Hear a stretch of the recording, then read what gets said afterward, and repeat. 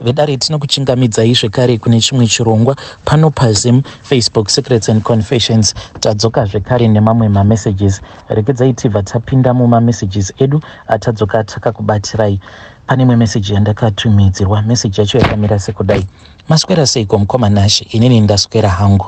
Ndine nyaya yanguwo, handizivi kuti isecret here kana kuti iconfession, asi ndinoda kuti muge muchindibatsira. Inini ndiri mukomana ane 25 years. Handisati hangu ndaroora, pamwe ndichazoroora nekufambawo kwenguva. Mainge muri mugore ra2018 musi wa10 February ndainge ndichiri mukomana uyo ainge achiri kugara ari ega.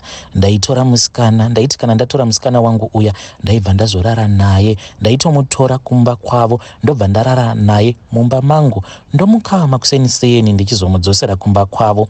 Chakaitika manje ndechekuti nemusikana uyu zvakabva zvazosvika kuvabereki vake kuti mwana wenyu ari kufambidzana nemukomana uyo anonzi Ningi. So pakufambidzana vabereki vake zvainge zvisingatombovabati ball because mwana haana chaainge ava kukwanisa kuita. Aiti paya chero akabva kuchikoro pfungwa dzake dzainge dzichingofunga kuti dai ravira ndikwanise kunoona munhu wangu. Pafoni ainge ava kusabva zvachose pafoni ndichingotaura naye. Vabereki vake kudzamara zvavabata kuti hai, saka zviri kutaurwa nevanhu ichokwadi, mwana uyu ane uyo waari kufambidzana naye. So vakabva vaita plani yekuti uyu munhu ngatimubvisei tomutransfer. Saka vakabva vazofunga kuti vange vachizotransfer mwana wavo nekuti ainge ava kusaita zvechikoro zvachose, nekuti dzimwe nguva zvaiitika ndezvekudai aiuya kumba kwangu tobva tarara.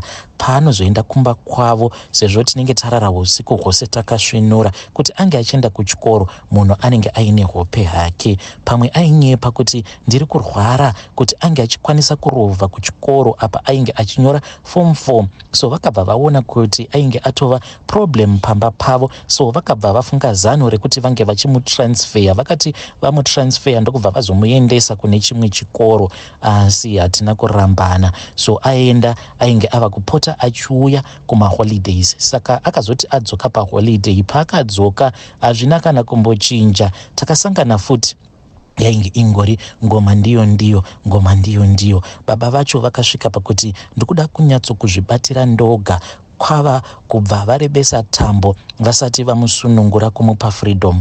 Then pakabva pazoita mushandi ainge achishandawo pamba, ainge achangopindawo basa pamba ipapo, but ainge ari munhu ainge agara achingozivikanwa muraini. So nemusikana uyu kureva kuti pamba pavo vainge vava vasikana vaviri. Ininiwo nemukoma wangu takabva tatanga kufambidzana nevasikana ava tose. Inini nemusikana wangu tisu takatoita plani yekuti vaviri ava vange vachidanana. Saka vasikana vainge vava kukwanisa kubuda vari 2 vachiuya kumba. Mukoma Nashi munongoziva zvinoita vana vadiki. Tairara pabed 1 tichitamba nevasikana vedu, but hapana pataizoita zvechikuru tiri pamwe chete. So chakazoitika ndechekuti vakazoti vabereki vacho, baba vacho vakati ndinoda kunyatsokuona kuti zvandiri kunzwa ndizvo here. Saka vaiva neshop yaiva kukomboni, isusu ndo kwataigara, ivo vachigara kumayadhi. Saka vakabva vati nevasikana kutanga nhasi muri kunorara kushop. So vasikana vakaona sekunge vainge vapiwa freedom yakanyanya, izvo vainge vatoseterwa trap. Saka vakati regedzai tinge tichiita zvatinoda. Vasikana kwava kutiisira mameseji mufoni kuti kutanga nhasi tava kurara kushop vakomana. Isusu tikati yes, zvakarongekazve. Zuva rekutanga ndakaenda kushop kuya nemukoma wangu. Tatosvika takataurirana kuti munotavinga vasikana, zvinhu zvemuno ngatisiyei. Ndokubva tawirirana kudaro, ndokubva tatorara kwava kubuda makuseni. Tikati dai kuri kuti mundara ari kuda kutivandira, dai atotibata kanhasi. Zuva rechinamba 3 takatosvika pashop paya, taipinda nepahwindo nekuti dhoo racho raitovhurika nemukati. So dhoo raiti rikavharwa robva ratsigirwa. So kuti nguva yataiuya kuti rizovhurwa raibva razoita noise. Saka kuti tisazoitira vanhu noise taitoshandisa hwindo tobva tapinda. Musi iwoyo takasvika mukoma vakati pamunini ndakanganwa juzi rangu kumba, zviri nani kuti ndinge ndichidzokera because patinozobuda muno kuseni kunenge kwava kutonhora. Akati ibhowo mukoma. Ndikabva ndati chiregedzai ndingogara ndapinda mukati. Ko ndaigozivei? Ndakati ndapinda mukati muya ndichingoti ndati gareiwo izvo baba vainge vaine pavainge vakavandira. Apa vachiona zvose vakabva vasvika ndokubva vanoka padhoo ndokunodana mwana wavo musikana nemushandi zvikanzi vhurai dhoo, ndine zvandiri kuda mukati imomo. Dzainge dziri kuma 11 PM ini pandakanzwa vachigogodza ndikabva ndaona kuti painge pasina kana plan. Ende baba ava ndavati baba pakuti surname yavanoshandisa inopindirana nesurname yangu. So vana vakada kuramba kuvhura, ndikati vhurai, vakabva vavhura. Vachivhura baba vaya vainge vaine torch yainge ichirova more than 300 meters. Apa muchishopu umu vainge mungori ne one room, vakabva vaflasha torch kwava kuisa patil room ikabva yachena semasikati. So vakabva vandibvunza kuti ko iwe uri kudeiko muno muiwe? Ndikabva ndaona kuti hapana imwe plan, ndototaura chokwadi mukomana ndakada kutemewa nebhemba. Vakanditi unoziva here kuti handina ukama newe, kukuti mwana kwandokuita inhau dzemasainema atinoshandisa zvokuti ndinogona kukukanganwa izvezvi. Handina kukwanisa kudavira kana kudii, ndakangoramba ndakanyarara ndakapfugama pasi. Chakazondinetsa, mukoma wangu akasvika, zvinhu zviya zvichitoitika. Mukoma kwava kutorova U10 ava kutodzokera kumba. Inini kwava kusara manje ndainge ndava pama1 sekudaro. Baba vachibva vationa kutoti munhu uyu rekedzai ndinge ndichisiyana naye. Vachibva vabuda ndokubva vaenda. Vachibuda kuenda, inini ndakada kutobuda. Musikana akati kana usaenda ngatozviziva hazvisisina basa. Saka ndakabva ndabuda kwava kuenda. Musikana kwava kutanga kunetsa, asi hatina kurambana. Mushure mezvese izvi ndainge ndava kusaenda kushop. Vasikana ndo vainge vava kuuya kumba. Saka baba vemusikana vakazotoona kutoti munhu uyu haasi kutochinja maitiro, ari kuramba akangosimbirana nemwana wangu.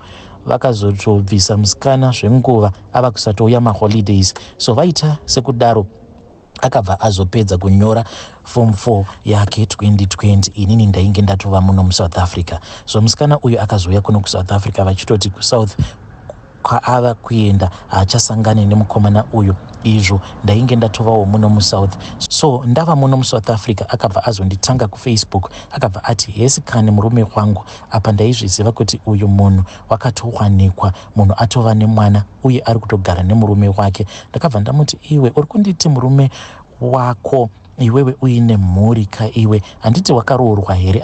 Akabva ati hongu ndakawanikwa hangu kungoita mamemories ekare, kurangarira hangu. Inini kutaura kwandaiita naye handina kuziva kuti ainge ava kuda kundiisa pamuyidzo. Akabva anditi ndichiri kukuda nanhasi. Ndikati ungandida sei iwe uine murume wako? Sei zvauri kutaura hazviite? Akati hazvina basa. Ndikangofunga kuti zvawaindiita ndo zvauri kuita mumwe munhu, mwoyo wangu unobva watanga kurwadza. Ndikabva ndati handiti wakaita move on, so neniwo ndinofanira kuti ndinge ndichiita move on.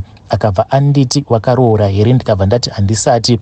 Zvikanzi chero dai wakaroora taingoita 50-50, iwewe neni hatifaniri kurambana, wazvinzwa? Ndikabva ndashaya mukomana kuti ndozviitawo sei. Akati ndichauya kuzokuona nekuti ndinokuda, ukangondiramba chete ndinokuendera kuna madzibaba. Pataidanana tiri kumba takapanana nduma, saka hatina kuzokwanisa kuzodzoserana nduma dziya. So ari kutondivimbisa kuti ukandiramba chete ndinoenda kuna madzibaba nekuda kwekuti hembe yako iya yawakandipa ndinayo. Ari kuti murume wangu haana kana basa, ane basa ndiwe. Ndikangofunga zvawaindiita chete mwoyo wangu haufari. Toda kuti tingoramba tichingodanana. Zvino handichaziva mukomanashi, inini ari kundiisa papressure isiyo. Zvinhu izvi ndezvemwedzi wadarika June.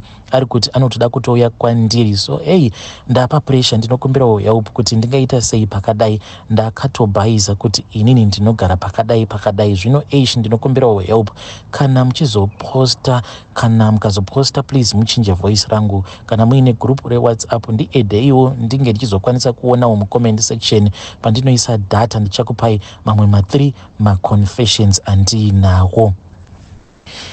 Hey vedare ndo message iyo yandakatumidzirwa ichibva kune mwanakomana uyo. Regedzai tinge tichimuisira data ange achizotitumidzira zvekare mamwe maconfessions. Saka group rinotinetsei because ndaizoti paya ndikaforwarda maaudio vanhu vobva vazotanga futi kuforwardirana maaudios aya nemadzishamwari avo zvekare nehama dzavo vachiti imi inzwaiwo zviri kutaurwa paconfession. Kudzamara umwe mukadzi azouya achiti hei nai mukomana ashikocherudzwaiko because confession iyi ndazoitumidzirwa nevamwe bamunini vangu zvamunenge imi muri kutaura apa ndokubva ndazosiyana nazvo zvemagrupu izvi zvemagrupu emaconfessions. So vanhu pari zvino vanongoya kuinbox kwangu, asi mukomana uyu rekedzai tinge tichimutumira data, hanzi data rewhatsapp, ange achititumidzira maconfessions. Asi ngatitaurei naye mukomana uyu mucomment section pakaipa kani pakaipa. Rekedzai tibva taenda panyedu inotevera. Nyedu inotevera yakamira sekudai. Hanzi makadii zvenyu mukoma, ndinokumbirawo kuti munge muchindipostirawo nyaya yangu makaviga chitupa changu.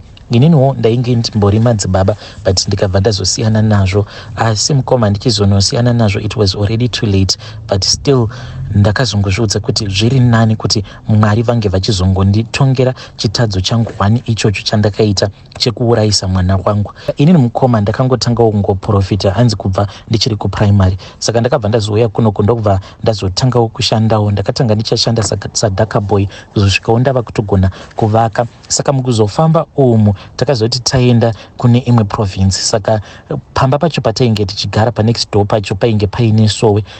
Munoziva kana uri munhu wekuti unenge uchingonzwa mweya, kana ukanzwa vanhu vava kutanga kuimba mavhesi paya pane zvinongoitika pauri. Saka ndakazoti vanhu paya pavainge vari pazambara ndikabva ndati regedzai ndinge ndichingoenda, plus ndainge ndichitobhoyekana nevakomana vandainge ndichishanda navo because vaita zvekunwa doro vachisvuta mbanje. Ndikabva ndati regedzai ndinge ndichingoenda ndichinovarairwa. Saka ndakazoti ndaenda paya mukoma ndokubva ndazotanga kurira nendimi. Then mangwana acho manje pane vamwe bishop vakabva vazoya vakabva vati ndati ndichikuvhenekera mumweya. Ndikabva ndaona kuti iwe une simba riri pauri, but simba iroro roda kuti ringe richingosimbiswa kuitira kuti ukwanise kutanga kushandira. Vakabva vati unozviziva here kuti unokwanisa kutoraramisa mhuri yako, kutotenga imba. At that time vakabva vatotora foni yavo ndokubva vatondiratidza mamwe mapictures emba yavo. At that time vainge vachiri kutovaka imba yavo muHarare, but by now I think kuti vakatopedza kuvaka imba yavo. Saka pavakandirakidza mukoma zvishandukwa zvavo vachindirakidza kuti vainge vatori nemotikari dzavo 3 dzavainge vakapiwa nevanhu vemuno muSouth Africa avo vavaipota vachinosimbisira misha yavo. Ndikabva ndati zviri nani kuti ndinge ndichisimbisirwawo chipo changu navo bishop ava. Saka ndakabva ndazotanga kufamba navo ende vakangoramba vachingondiswededza padhuze navo vachindiswededza. Kondaigozivei kuti ivo vanopota vachienda kuMozambique vachienda vachinopiwa masimba ekuti vange vachizokwanisa kunhonga tsono. Mukoma bishop ivavo vainhonga tsono kunyange murima. So by the time patakazoenda kuMozambique neniwo ndainge ndava kutoprofita, kana pamba ndainge ndatovawo nekakrawa kangu, but zvainge zvichingoriwo zvezvizva zvekutamburira because ivo vainge vaine mishonga inodana vanhu vane mari, zvezvekuti vanhu vane mari vanongokaruka vawirwa nedambudziko vazouya kwavari. Vakabva vazondidzidzisa kuti kana munhu akauya kwauri uyo waunenge uchiona kuti munhu uyu ane mari anokwanisa kundibhadhara, unoita sei kuti upenyu hwake hunge huchisununguka kana kuti hunge huchisungika. But patakazoenda kuMozambique manje ndo pandakabva ndazonosimbisirwa chipo changu. Ndikabva ndazonzi pandiri painge paine mweya wehuvhimi wainge uri pandiri, shavi racho iroro. Saka zvakabva zvazonzi shavi iri tikufanira kuti tinge tichiripandudza because nyaya yainge iripo yainge ichikonzeresa kuti shavi iri rehuvhimi risakwanisa kundishavira. Hanzi iro nekuda kwekuti rinofamba riri kumashure kwemudzimu uyo wainge uchinzi uri pandiri. Saka iwo mudzimu wacho hanzi wainge uchiri munzira, ende ndikabva ndaona kuti zvino uchasvika rini because at that time mukoma ndichizonorombera izvi zvekuprofita ndainge ndatova ne35 years. Ndichitanga zvibvunza kuti kana zvichinzi mudzimu wacho uchiri munzira but uchazouya, ndikabva ndati zviri nani kuti shavi racho ringe richizopandudzwa. Shavi iri robva razoita sekunge chimbwa mupengo zvekuti chinongovhima chiri choga. Hanzi inini pandiri ndine mudzimu wasekuru vangu but uchiri munzira kuuya hausati wasvika. Saka ndakabva ndati ndikati izvezvizvo ndine makore 36 years apa ndiri kungotambudzika, apa ndiri kunzi mudzimu wasekuru uchiri munzira uri kumbofamba uchizorora ausati wasvika, saka pauchazouya ndobva ndachizotanga kufamba kuzosvika wazosvika, then ndobva ndachizotanga kurapa. Ndikabva ndati zviri nani kuti tinge tichiita izvo zvainge zvichitaurwa nasekuru vacho, because sekuru vacho vakabva vati sezvo shavi iri reuvhimi rakangofanana neimbwa dziya dzatinoshandisa pakuvhima, hanzi tinokwanisa kupandudza shavi reria robva raita sekunge chimbwa mupengo zvekuti rinenge rungobuda roga robva raenda mumasango robva ranovhima. Saka iro rinenge rava kusaenda masango awa ainge achivhimiwa nemadzitateguru edu, but rinenge rovhima vanhu manje kuti vanhu vange vachizouya